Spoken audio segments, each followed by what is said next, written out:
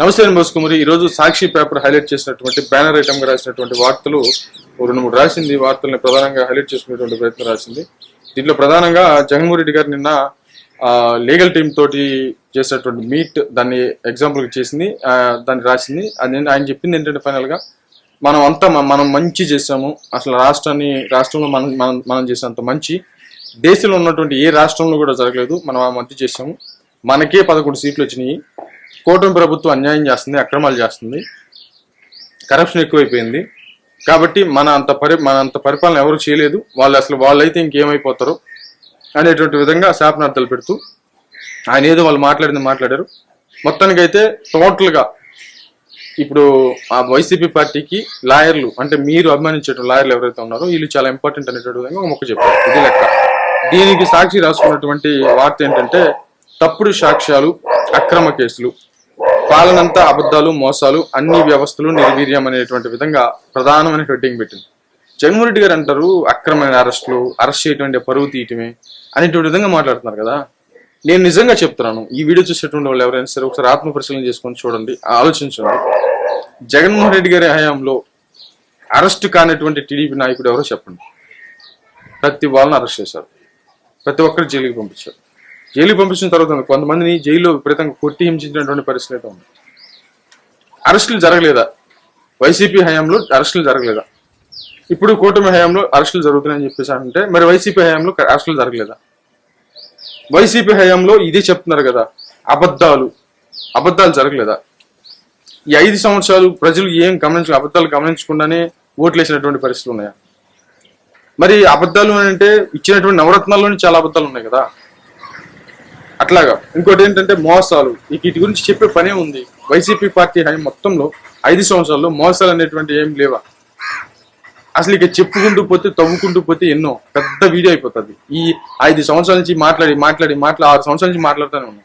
ఆ విధాన వైసీపీ పార్టీకి సంబంధించినటువంటివి ప్రజలందరికీ తెలుసు.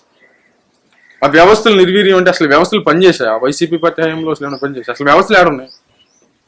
జగన్మోహన్ రెడ్డి గారు అంటే సీఎం టు వాలంటీర్, అంతే కదా. వ్యవస్థలు ఏడున్నాయి? లేవు కదా. అక్కడ ఏమైపోయిందంటే ఆయన వాలంటీర్ని వీళ్ళ మధ్యలో ఉన్నటువంటి ఎమ్మెల్యేలు, ఎంపీలు, మంత్రులు వీళ్ళందరూ వేస్ట్ కదా. అసలు వాళ్ళు ఎందుకున్నారో దేనికున్నారో కూడా తెలియనంత అయ్యమైనటువంటి పరిస్థితుల్లోకి వెళ్ళిపోబట్టే కదా ఇంత ఘోరమైనటువంటి వాటి వచ్చింది. అసలు వ్యవస్థలు ఏడ పనిచేసే వైసీపీ పార్టీ హయాంలో? మరి అని చెప్పుకునేటువంటి పరిస్థితులు ఉన్నాయి. మరి న్యాయం ధర్మం లేకుండా రాష్ట్రంలో దుర్మార్గ పాలన. న్యాయం ధర్మం అంట. న్యాయం ధర్మం ఏంటో అసలు ఏంటో తెలియదు. న్యాయం ధర్మం అంటే ఏంటి? ఇంక అంటే ఈయన ఏంటనంటే ఏది ఉన్నది అది ఉన్న విషయం ఇది ఏంటంటే నేను పలానోళ్ళు దుర్మార్గులు, అన్యాయస్తులు, నేను కరెక్ట్, వాళ్ళు వేస్ట్, నేను కరెక్ట్. ఏంటంటే దానికి మనం ఎన్ని చెప్పుకుంటూ వెళ్ళినా కూడా, ఎన్ని చేసినా కూడా, దానికి ఎన్ని ప్రూఫ్ చూపించినా కూడా ఆయనకి అదే మాట్లాడుకుంటారు. అది తప్పితే ఇంక వేరే ఎవరం లేదు. ఇంక అదే మాట్లాడుకుంటూ వెళ్తాడు. ఎప్పుడైనా సరే ఎప్పటికప్పుడు ప్రజలు నమ్మకపోతారా అనేటువంటి విధంగా అదే చెప్పుకుంటూ నేను మంచోడిని, నేను మంచి చేశాను, నేను చేసినంత దేశంలో ఏడ జరగలేదు, నా అంత ఎవరు చేయలేదు, మిగతా వాళ్ళు దుర్మార్గులు, దుష్టులు, వాళ్ళు చేసేది వేస్ట్, నేను సంక్షేమం విపరీతంగా చేశాను, నేను అభివృద్ధి ఎరగదీసేశాను, టోటల్గా రాష్ట్రాన్ని ఉద్ధరించేశాను, రాష్ట్రానికి నేను తీసుకొచ్చిన ఆదాయం ఎవరో తీసుకురాలేదు, మద్యం కుంభకోణాలు నేను చేయలేదు, అవతలే చేశారు, నేను అసలు ఎవరిని అరెస్ట్ చేయించలేదు, అవతలే అరెస్ట్ చేయించారు. అసలు మా నాయకులు అయితే మాత్రం, మా సోషల్ మీడియాలో అయితేనేమి, మా నాయకులు అయితేమి మంచి మాటలే మాట్లాడేవాళ్ళు, చిన్న పాటలు, ముద్దు మాటలు మాట్లాడేవాళ్ళు. ధర్మం, న్యాయంగా ఎవరిని కించపరచకుండా న్యాయమైనటువంటి రాజకీయం మేము చేసాం.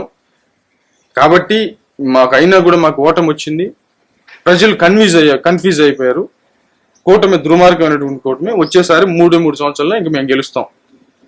ఇదే జగన్మోహన్ రెడ్డి గారు ఫస్ట్ నుంచి లాస్ట్ వరకు ఎలక్షన్స్ వచ్చేంత వరకు ఆయన చెప్పుకునేది ఇదే. ఖచ్చితంగా ఇదే.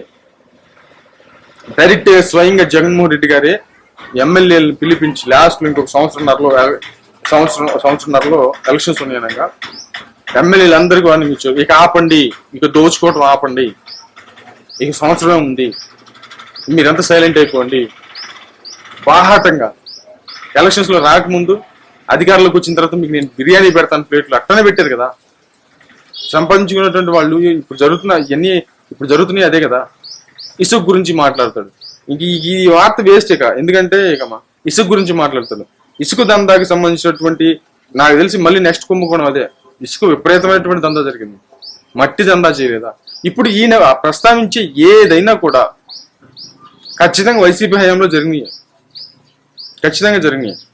ఇక్కడ రెండు విషయాలు. రాష్ట్ర పరిస్థితి ఎక్కడ వేసిన గొంగలు అక్కడే. జగన్మోహన్ రెడ్డి గారు ఆంధ్రప్రదేశ్కి ఆ క్యాపిటల్ ఎక్స్పెండిచర్స్ ఏమిటి, ఏం సంపాదించి పెట్టాడు, ఏమి ఇచ్చాడు ఆంధ్రప్రదేశ్కి, ఎంత మనీ జనరేట్ చేశాడు.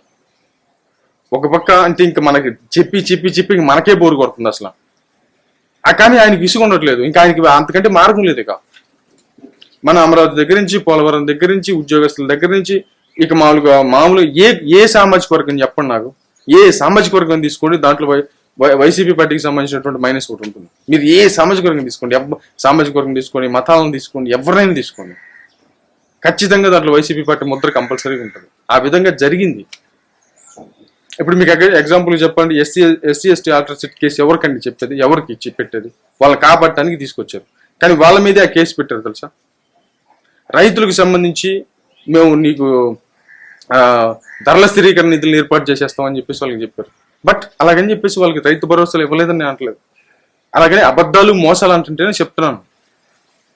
ప్లస్ అది కూడా కాకుండా వాళ్ళకి ఇచ్చేటువంటి ఇస్తానన్న డబ్బులు వేరు, వాళ్ళకి ఇస్తానన్న వేరు. మాట్లాడుకుంటూ పోతే ఎవరైనా మాట్లాడగలరు, కానీ ఇక వాళ్ళకు ఉన్న ఆప్షన్ అదే, వైసీపీ పార్టీకి ఉన్న ఆప్షన్ అదే. మేమంతా మంచోళ్ళం, ఎదుటిలందరూ చెడ్డోళ్ళు, వాళ్ళంతా ఎదవలు, మీరు పొరపాటు పడ్డారు, మళ్ళీ నన్ను గెలిపించండి, నేను ఇక అమరావతిని కాళ్ళతో ఈసారి తుడిచేస్తాను మొత్తం టోటల్గా, పోలవరాన్ని ఒక తొక్కితే బాతలానికి వెళ్ళిపోతుంది, మళ్ళీ నేను మామూలుగా ఇక మా మంత్రులు మా వాళ్ళంతా బూతులు తిట్టుకుంటా ఇట్లన్నీ చేసుకుంటూ వెళ్తారు. ఎదురు తిరిగితే ఇక తీసుకెళ్లి స్టేషన్లు వేసి ఆడి ఎంపీ అయితే, ఎమ్మెల్యే అయితే, మంత్రి ఎవరిలో అయితే తీసుకెళ్లి కుమ్మేస్తా ఉంటారు.